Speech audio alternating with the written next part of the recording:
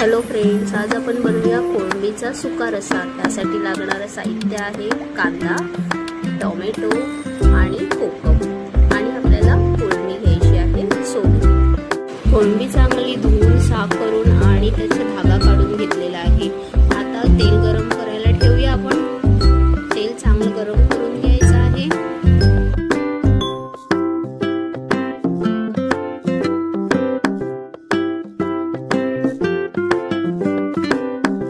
तेल आपलं आता चांगलं गरम झालं। आपण त्यात कांदा टाकून घेऊ। कांदा चांगला आपल्याला लाल होईपर्यंत परतवून घ्यायचा आहे। चांगला शिजू द्यायचं। कांदा लाल होईपर्यंत शिजवून घेऊ।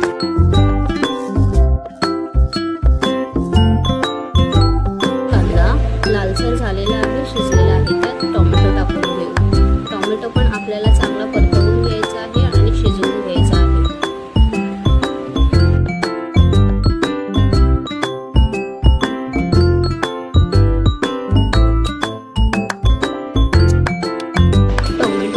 चांगला शिजलेला आहे। आता त्यात कढीपत्ता टाकू। आता ह्यामध्ये साफ केलेली कोळंबी टाकून घेऊ आपण।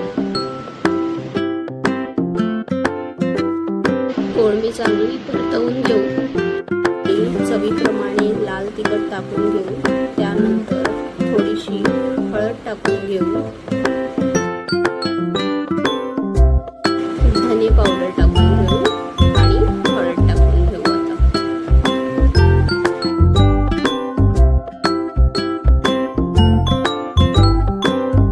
त्याचबरोबर गरम मसाला पावडर टाकूया आणि जर तुम्हाला आवडत असेल तर गरजेनुसार चिकन मसाला थोडासा टाकला तरी चालेल। आपल्याला पाणी टाकून घेऊ शिजण्यासाठी।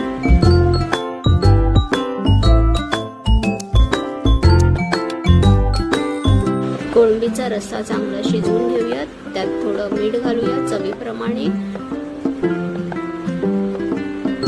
आणि आता यामध्ये कोकम टाकूयात। मी 2च कोकम घेतले आहेत कारण ही ताजी कोकम आहेत।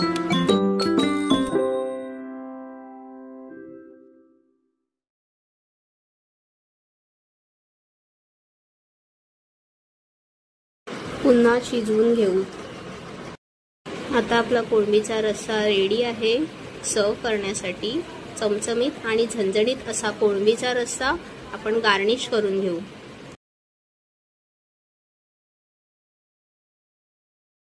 तर अशी ही रेसिपी कशी वाटली नक्की सांगा।